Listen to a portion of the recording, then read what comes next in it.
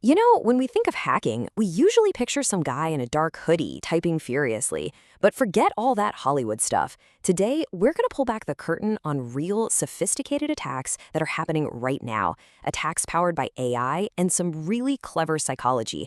Let's break down how they actually work and, more importantly, how you can keep yourself safe. Yeah, you heard that right. This information can prove to be very deadly. That's a direct warning from our source material, and believe me, it's not an exaggeration. The attacks we're about to dissect are so slick, so effective, they can completely unravel your digital life. The stakes? Well, they've never been higher. And that's exactly why we need to be crystal clear about something. Our goal here is all about defense, not offense. We're walking you through this for one reason and one reason only: to arm you with the knowledge you need to protect yourself. Because, let's be honest, you can't defend against a threat you don't even understand. So, what are we actually talking about here? What are these attacks that are so deadly? And how in the world can they get around something like two-factor authentication? You know, the one thing we're all told is supposed to be our digital seatbelt? Well, let's dive in and take a look. Okay, so forget those old obvious scam emails with terrible grammar. We are now in the age of smishing or smart phishing, and trust me, it is a whole different ballgame. These attacks are personal, they're clever, and as you're about to see, they are devastatingly effective. So let's walk through a real-world example of how this goes down. It all starts with an email that looks absolutely perfect. It's an offer for a brand collaboration, and it's designed to hit a creator right where they live, their ambition. See, it's not some random scam. It's a carefully crafted lure designed to make you want to click that link. All right, so here's the play-by-play. First, you get that super convincing email with a shortened link, to hide where it's really going. That link takes you to the hook, a website that is a pixel-perfect clone of the real deal. But look closely. The URL says collapsed.net instead of collabster.com. So easy to miss, right? You click to join and bam, that's the trap. It throws you over to a fake Google login page to verify your identity. And this is the final step, the heist. The second you type in your info, the attacker is grabbing everything in real time. And this is the truly genius part of the attack. They don't break your two-factor authentication. They just make it totally irrelevant. They trick you into being their accomplice. The very second you type that 6-digit code into their fake site, their automated script is punching it into the real site. It's like a relay race, and you just handed them the baton so they can sprint right into your account. So you have to be wondering, how do these attackers build these fake sites and automate these insane real-time heists? Well, it's not with a mouse and keyboard like you and me. They use a much, much more powerful tool. So it's time to go inside the hacker's toolbox and get to know the command line interface. So most of us, we live over here in the GUI, the graphical user interface. It's our friendly world of icons and windows and clicking around. But attackers, they live here in the CLI. This is a direct conversation with the computer using nothing but text commands. It might look super basic, but this is where the real power is. It's fast, it's surgical, and it gives them total control.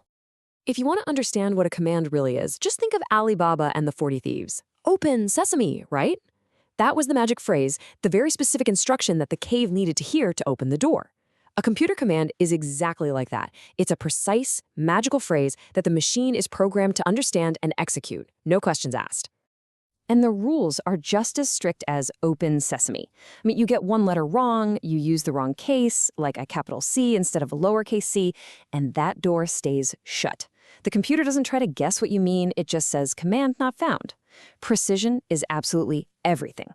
Okay, so we've seen the tool. Now let's see what it can actually do. We're going to apply all these command line concepts to one of the most common attacks out there, hacking a Wi-Fi network.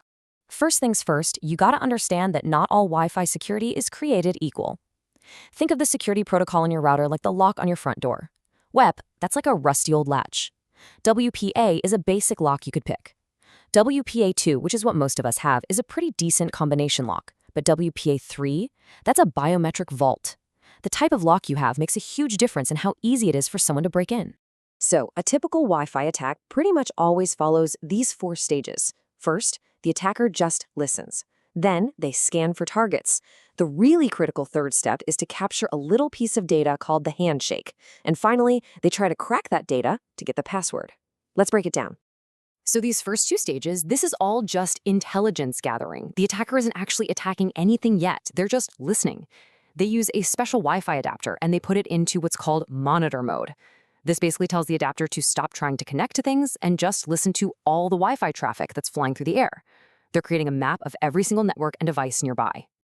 Stage 3 is all about the interception. See, every time your phone or your laptop connects to your Wi-Fi, there's this secret handshake that happens to prove it knows the right password. The attacker's goal is to capture the data packet from that handshake. Now, think of it like this.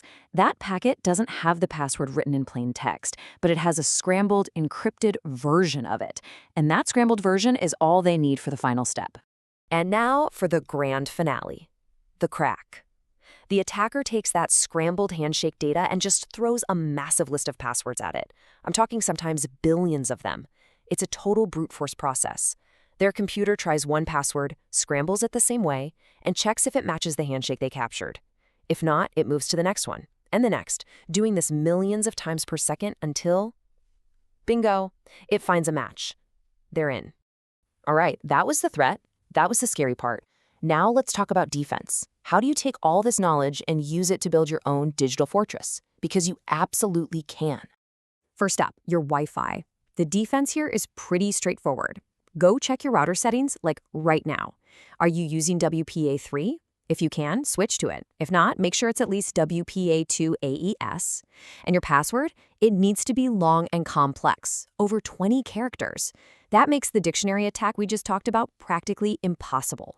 And do yourself a favor. Turn off those convenience features like WPS. They can be an open backdoor.